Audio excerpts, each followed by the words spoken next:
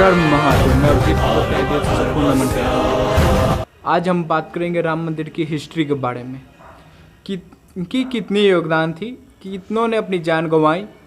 हर चीज़ आपको पता चलेगा। इस वीडियो को पूरा वॉच कीजिए।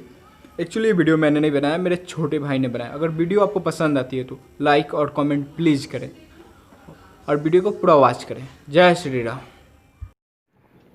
नमस्कार दोस्तों, मेरा नाम है आकाश और आप देख रहे हैं भगवा सनातन।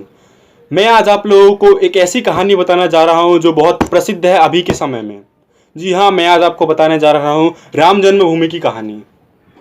आप में से बहुत लोगों ने यह कहावत तो सुनी ही होगी, रामलला हम आएंगे, मंदिर वहीं बनाएंगे, लेकिन तारीख नहीं बताएंगे।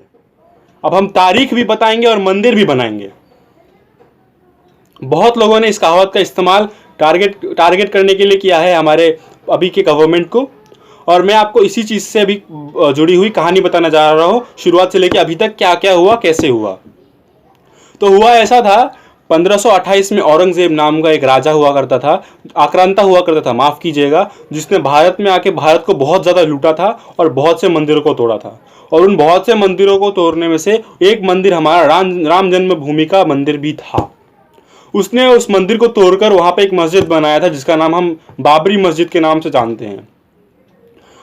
उस मस्जिद के बनने के बाद से वहाँ पर मुसलमान इबादत करने जाया करते थे, नमाज पढ़ने जाया करते थे, और जो हिंदू हुआ करते थे वहाँ पर वह उस मस्जिद की परिक्रमा लगाया करते थे। अब सोचिए कि हमारे रामलला का वह जन्मभूमि का स्थान है और वहाँ पर एक मस्जिद बना हुआ है और हम सिर्फ और सिर्फ परिक्रमा लगा सकते हैं उसके, और कुछ नहीं कर सकते हैं।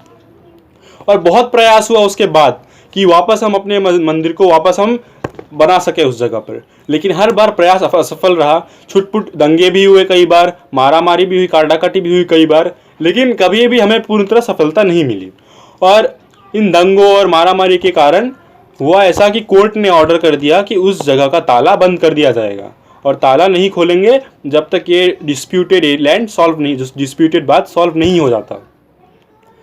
कई बार कई हिंदुओं ने प्रयास किया कि हम उस जन्मभूमि को वापस पा सकें और मंदिर वापस बना सकें। उसमें से एक बहुत बड़ा प्रयास था 1885 में, जब सुप्रीम कोर्ट में एक पिटीशन दाखिल की गई थी कि हमें वापस मंदिर चाहिए। लेकिन सुप्रीम कोर्ट ने उसे सीधे से नकार दिया कि मंदिर वापस नहीं बनेगा, अभी वो डिस्प्यूटेड साइड पे ताला लगा रहेगा। और उसके बाद भी प्रयास होते रहे और जब 20वीं सदी आई, जब हमें आज़ादी मिली, उसके बाद भी कभी ना कभी बात उठती रही है कि वापस हमें वहाँ मंदिर चाहिए। लेकिन 1980 और 90 के दशक में ऐसा हुआ कि यह एक पॉलिटिकल एजेंडा बन गया। उस समय बीजेपी का नया उदय हुआ और बीजेपी ने एक तरह से वादा किया था बहुत लोगों को, और ये बताने की कोशिश की थी बहुत लोगों को कि वहाँ पर हम मंदिर बनाएंगे।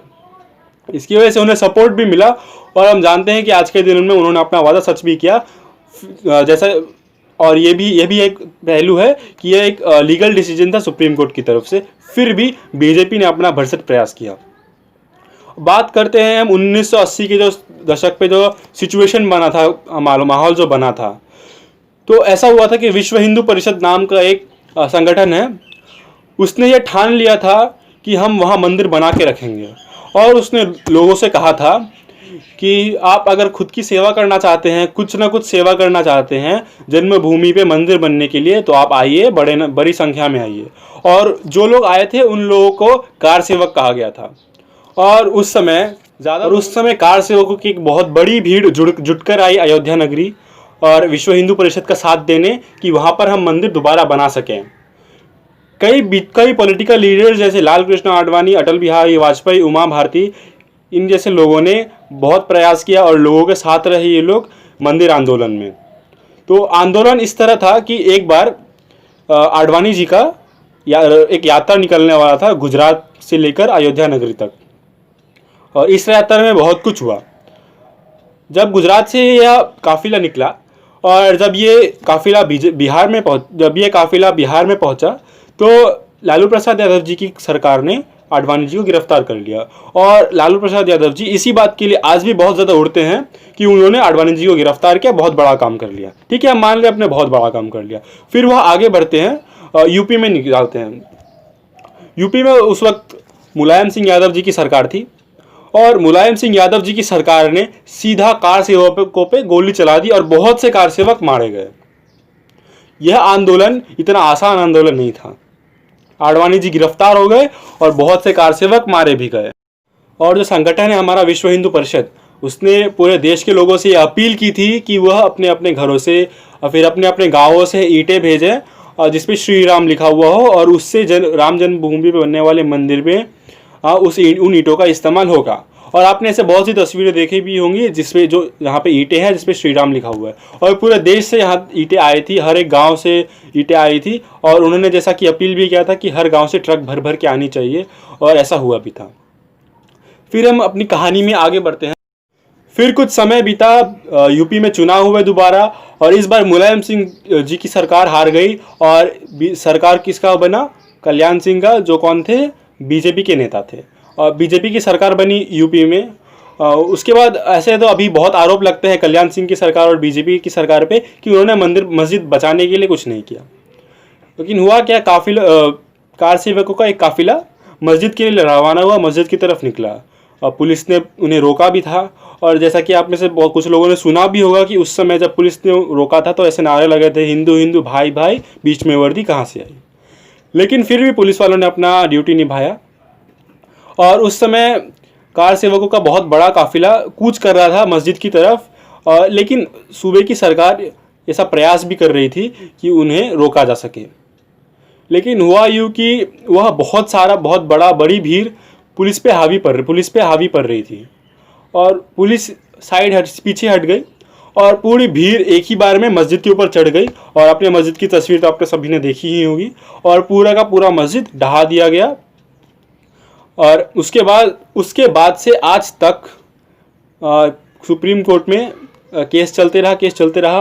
और एक पहलू है इस कहानी का, जब ये ढहा दिया गया तो सुप्रीम कोर्ट पे जब याचिका दाखिल की गई सुन्नी वक्फ बोर्ड और विश्व हिंदू परिषद की तरफ से, सुन्नी वक्फ बोर्ड ने बोला कि वहाँ पे मस्जिद दोबारा बनेगा, और विश्व हिंदू परिषद ने बोला कि वहाँ पर राम जन्मभूमि पे रामलला का मंदिर बनेगा। लेकिन यह राह इतनी आसान नहीं थी, फिर से नहीं थी। क्यों? इस बार बाधा कौन बने? कुछ इतिहासकार, कुछ वामपंथी इतिहासकार।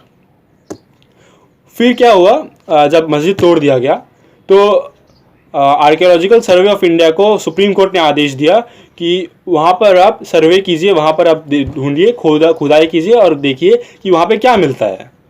फिर आर्कियोलॉजिकल सर्वे ऑफ इंडिया ने वहाँ पर खुदाई की, और जब उन्होंने सुप्रीम कोर्ट में अपना रिपोर्ट पेश किया तब उसमें बताया गया कि वहाँ पर ऐसे बहुत सी चीज़ें मिली थी जो कहती हैं कि वह हिंदू भगवानों से या फिर हिंदू धर्म से जुड़ी हुई चीज़ें हैं। ऐसे बहुत सारे पिलर्स मिले थे जहाँ पर हिंदू सिंबल्स थे।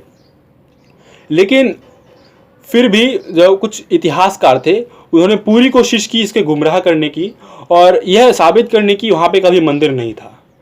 और वह इस काम में सफल तो नहीं हुए, लेकिन वह इस चीज़ में ज़रूर सफल हो गए कि डिले करा दिया मंदिर बनना। हमें जो चीज़ 4 से 5 साल या 10 साल में बन जाने चाहिए थे, उस चीज़ के लिए हमें 30 साल लग गए। और उन कुछ इतिहासकारों के नाम मैं आपको बताना चाहूँगा, जैसे रोमिला थापर, इरफान हबीब और ऐसे कुछ इतिहासकार हैं। फिर जब सुप्रीम कोर्ट में लगातार याचिका पे याचिका डलती रही तो सुप्रीम कोर्ट ने क्या किया, एक ही बार में एकजुट करके इस केस को ले लिया कि अभी इस केस का हम एक ही बार में सुनवाई करेंगे। और फिर केस लगातार चलते रहा, डिले होते रहा। फिर नवंबर 2019 में जस्टिस रंजन गोगोई और कुछ अन्य जजों ने यह फैसला दिया कि राम जन्मभूमि पे रामलला का मंदिर बनेगा। और जैसा कि आप जानते हैं 2020 में कोरोना काल शुरू हो गया। इसके लिए बहुत ज़्यादा तकलीफ हुई कि वहाँ पर रामलला का मंदिर जल्दी से जल्दी बनाया जा सके।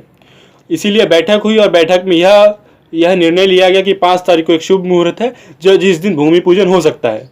और उस दिन हमारे प्रधानमंत्री श्री नरेंद्र मोदी जी वहाँ जाने वाले हैं भूमि पूजन के लिए। और करोड़ों हिंदुओं की आस्था से जुड़ी हुई इस जगह पे राम जन्मभूमि पे मंदिर वापस बनेगा। और अब हम गर्व से कह सकते हैं कि रामलला हम आ रहे हैं, मंदिर वहीं बना रहे हैं और तारीख भी बता रहे हैं।